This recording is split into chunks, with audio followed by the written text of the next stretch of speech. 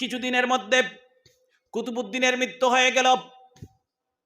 খাদিম ঘোষণা করে দিল, যে কোনো মানুষ আমার মুর্শিদকে জানাজার নামাজ পড়ালে হবে না, 4 গুণ যার মধ্যে পাওয়া যাবে, এই 4 গুণ, তিনি আমার মুর্শিদের কুতুবউদ্দিনের জানাজার ইমাম হবেন। জানাজার নামাজ টাইম দেওয়া হলো সকাল 10টায়। ঘন্টা 1.5 ঘন্টা লেট হয়ে যাচ্ছে। লাখো মানুষ জানাজায় উপস্থিত, হাজার হাজার উলামায়ে কেরাম, কিন্তু জানাজার ইমামতি করার জন্য কেউ সাহস পায় নাই। 10টায় টাইম দিও, 11টা 12টা হইয়াল, জোরের সময় হইয়াল, এক মানুষও আগে যাওয়ার সাহস পার না। লাখ লাখ মানুষ, হাজার হাজার উলামায়ে কেরাম। এখানে এই 4 শর্ত নো আমার মাঝে নাই, আমি এমনি আগে যাই মুগিনি, হ্যাঁ না। ঘন্টা 2 ঘন্টা পরে সবচেয়ে পিছন থেকে লাখো মানুষ, সকলের পিছন থেকে একজন মানুষ রুমাল দিয়ে মুখ ঢাকা, তিনি বলতেছেন, আমাকে রাস্তা দেন, আমাকে সাইড দেন, সামনে যাব, কুতুবউদ্দিনের নামাজ পড়াবো। সুবহানাল্লাহ। সারার ফিস থেকে এক বাটায় মুখ ঢাকা, কই আমারে সাইড দেও রে, আগে যাই গিয়ে নামাজের ইমামতি করি। সুবহানাল্লাহ। সামনে গেলেন, মাইক হাতে নিলেন, ও বেটা আইছে সামনে, মাইক হাতে লইছে। আল্লাহর বান্দা বলতেছে, উপস্থিত জনতাকে উদ্দেশ্য করে মাইক হাতে নিয়ে বলছেন, আল্লাহর কসম করে বলছি, আমার জীবনে কোনো দিন আসরের সুন্নত নামাজ কজা হয় নাই, আমার জীবনে কোনো দিন মুখ দিয়ে মিথ্যা কথা বলি নাই। আমার মা বাপ যা খাদ্য খাওয়াইয়েছেন, আমাকে হালাল খাদ্য খাওয়াইয়েছেন, আর আমার জীবনে যা খেয়েছি হালাল খাদ্য খেয়েছি, এর বরকতে আল্লাহ পাক মুখ দিয়ে মিথ্যা কথা বের করে নাই। হালাল খাইলে মানুষে মিশা মাতে না, মানুষে হালাল খাইলে মিশা মাতে না। 3 নম্বরে বলতেছেন, জীবনে চক্ষু দিয়ে গুনাহ করি নাই। 4 নম্বরে বলতেছেন, আমার জীবনে কোনোদিন তাহাজ্জুদ নামাজ কজা হয় নাই, দাইমি ফরজ নামাজ আল্লাহ খান, তাহাজ্জুদও দাইম হয়ে গেছে। সুবহানাল্লাহ। এই বলে কুতুবউদ্দিনের লাশের কিনারে গেলেন, মুখ থেকে কাফনের কাপড় সরিয়ে দিলেন, আর কানে কানে গিয়ে বলতেছেন, রে কুতুবউদ্দিন, তুমি মারা গেলে আমার কিছু গোপন আমল ছিল, আল্লাহর সাথে সম্পর্ক ছিল, যেগুলি আমার স্ত্রী জানতো না, ছেলে মেয়ে জানতো না, মা বাপ জানতো না, দুনিয়ার কোনো মানুষ জানতো না, আজকে সব আমলগুলি পৃথিবীর মানুষের সামনে প্রকাশিত করে দিয়েছ।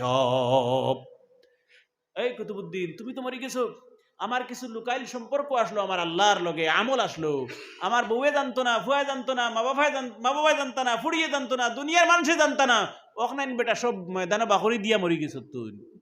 ই শর্ত লাগানিয়ে তো এখন মানুষে জানের যে আমার আসরের সুন্নত কজা নাই, তাহাজ্জুদ মিস নাই, ওটা মানুষে জানেন না নি। আনা তো আমার স্ত্রীয়ে জানতো না। সুবহানাল্লাহ।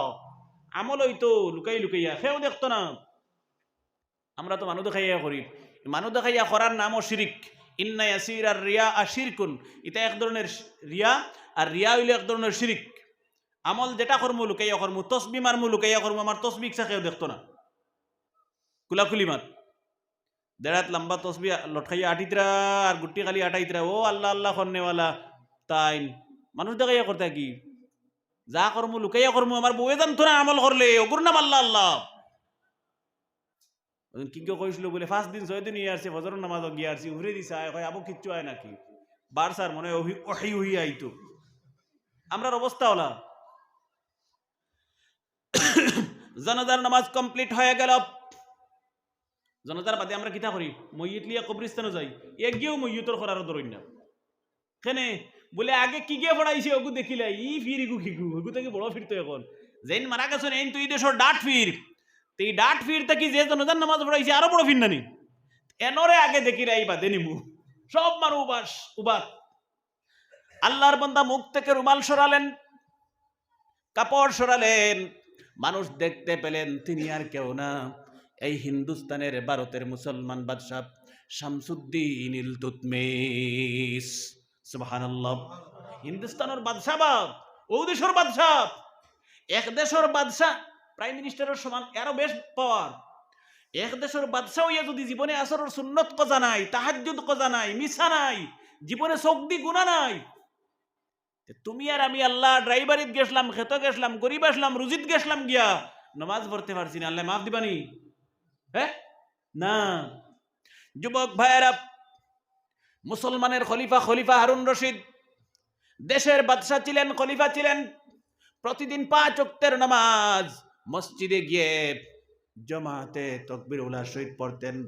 আর সমস্ত রাত নামাজের মুসল্লায় দাঁড়াইয়া দাঁড়াইয়া এক দেশের বাদশা হওয়ার পরেও 100 রাকাত নফল নামাজ পড়ে নিতেন।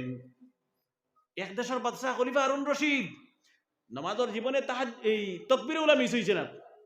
আমরা 1 ওয়াক্ত পাই, 6 ওয়াক্ত পাই না। এমনকি প্রত্যেক রাত তার রুটিন আসলো, ডেইলি রাইট 100 রাকাত নফল নামাজ পড়তা। সুবহানাল্লাহ, 100 রাকাত নফল নামাজ তামশানি। তার মানে সারা রাত আল্লাহর বান্দা ঘুম নাই, দিনে অফিসের ডিউটি আর সারা রাত আল্লাহর ডিউটি।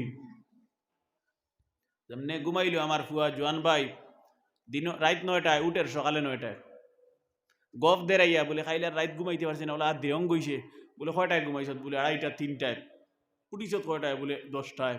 আমরা বুধভাই আমরা লাগি ওখানে সম্মানী হয়ে গেছে, জানি যত লেটে ঘুমাইমু এই নত মনে হয় সম্মানী।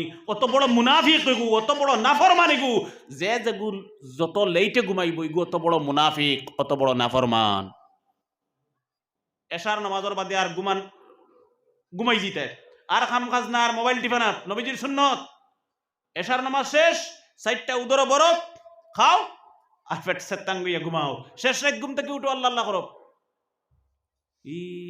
আমরা যুবক সকলে এক জায়গাত বইলে বেজারিও না, গফ দেন তুই খালি ঘুমাইছিল কয়টা? বলে আমি 3টায়। বলে মাতিস না, আমার 3:30 হয়ে গেছে। হে বুঝা তোর থেকে আমি আর তোরা বাড়িয়া, তার আরো সম্মান বেশ বুঝো তার। আসলে ওগু আরো বড় মুনাফিক, হগু থেকে অগু ডাট। এশার নামাজের বাদে আর কোনো কাম না, ঘুমাইতে সুন্নত। নবীজি বলেছেন আল্লাহ আইনু হক্কুন ওয়াল জাসাদু হক্কুন।